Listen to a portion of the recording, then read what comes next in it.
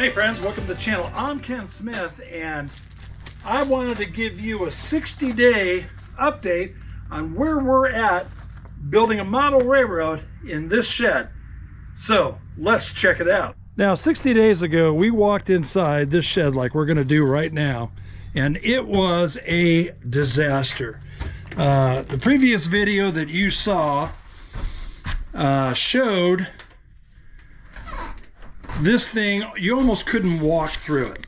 There was a trailer sitting right here, if you remember. This thing was just packed to the gills with all sorts of stuff. Well, we've gotten that stuff out, and in 60 days, actually less than 60 days, we have got Benchwork built. We're starting to install our backdrop board. We've got all sorts of stuff that is completed. And also, it's we're really actually ahead of schedule by a few weeks. We were hoping, and I still think we're going to be able to run a train here all the way around this layout by the 4th of July. That was our goal. So let's take a look at exactly where we're at with everything. I'll show you what we have done and what we need to do before we start laying track, which the track is already on its way. We're using micro engineering track and switches. That's already on their way, and we're very excited once we start laying that down. So let's check out exactly where we're at so far. Now, in order to, and I'll start with the back side first, actually, this back wall. We've got to install a backdrop, and that is going to go right in this area right here. We're going to secure it here on each side, and we're also going to put a board across here possibly and secure it that way. Still a little unsure exactly how we're going to quite do that yet. But in doing so, what we've done is we've installed a shelf that we're going to be able to access on the other side. This is where our power supply is going to be located at. Our plan is to actually wire this for DC to start, but with the intention of eventually running DCC. So we're going to be wiring it to be able to function with DC and or DCC, I should say. DC or DCC. Can't do both at the same time, obviously. All right, so I'm going to keep the back doors open because it's going to allow more light to go inside. We're going to take a look inside, and I'll show you exactly where we're at with everything. All right, when we first walk in, I had to do a couple of things. Had to change my design. Initially, I wanted this to be 4 feet, but obviously this door needs room. And so I wanted to be able to swing the door all the way in. So in other words, if I were to come in, I could literally open the door, move the door all the way in, and I am in the layout room, turn around, and be able to close the door. Now that was my goal, and I didn't like the idea of sacrificing that in order to get a couple of inches here. And so as much as I wanted to run 22-inch radius curves, probably going to be running 20-inch radius curves. So let's go to this area right here. This is where, and I'm sure if you've seen the other videos, this is where we are going to put our stamp mill. So obviously this is going to be kind of a mountain scene, going to kind of go in that corner here, but I made this so that it's a lift out. Now the reason why I did that is because I obviously had to have access to the track here in this area here, and so did this as a lift out. I'll show you exactly. It'll either lift out or slide out. If we look underneath, this is actually a piece of hard maple from my Model A Woody, and so I just screwed that right in, and this rests right on top of that. That's not going anywhere. And that's how we did that. I realize that this is kind of heavy duty. It's probably overkill, and that's okay, because the majority of the braces that go in 2-foot lengths, believe it or not, are cutoffs from a ramp that I built for another shed. And so I used all of the weather treated 2x4. I know that that's way overkill for inside here, but that's what we did. This whole side, this is going to be a small little mountain town, just kind of a little oval right there, small little mountain town. We're obviously going to put in an angle brace here in each of the corners. You're probably wondering, why is this low? I'll tell you about that in a moment. Again, another angle brace right here. This is 48 inches deep, so no problem there as far as that goes. I had to flip-flop my track plan because of the door, but that's okay. That's not a problem. So we might have a small little 2-stall engine shed in this general area. That's okay. We're gonna have some elevation that starts literally right after the switch here to go to the stamp mill there. We're gonna start getting some elevation gain, and this is going to be just about a 12-foot run by the time we make that turn. This is a 2-foot drop, and this is all going to be kind of like a V canyon. We're going to have 2 major bridges here. We're going to make a kind of a modified tall steel viaduct bridge, kind of similar to the Georgetown Loop Bridge.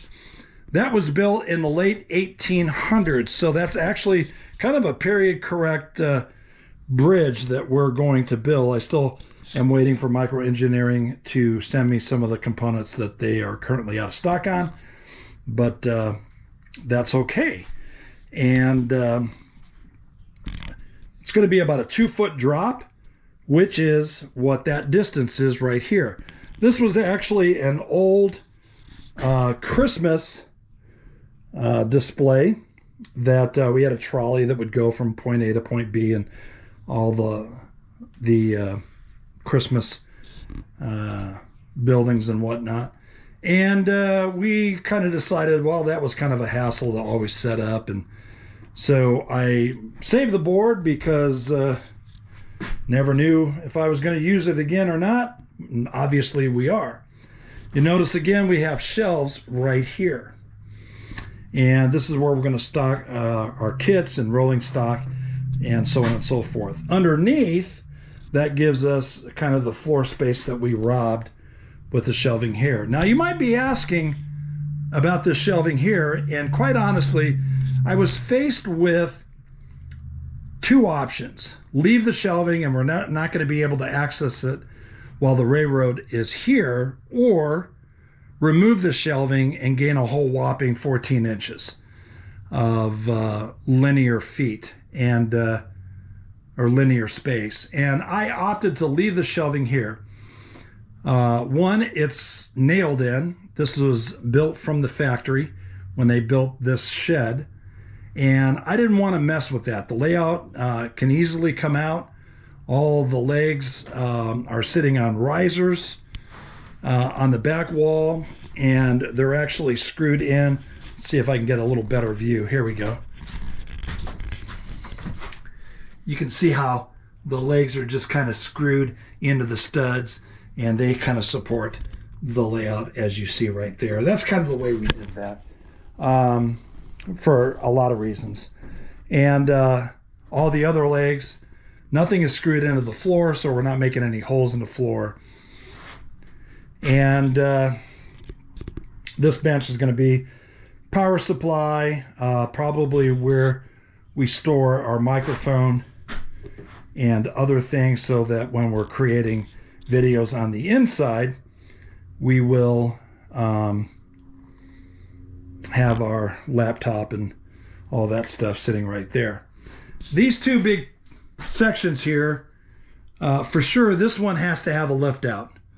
So I purposely did not install a leg here so that it would be really easy for me to just get underneath there. It is connected in there, and of course the leg supports this here. So it's really pretty sturdy. It's not going anywhere. Again, you can see where we have 2x4s that we screwed into the 2x4s to support the layout from underneath.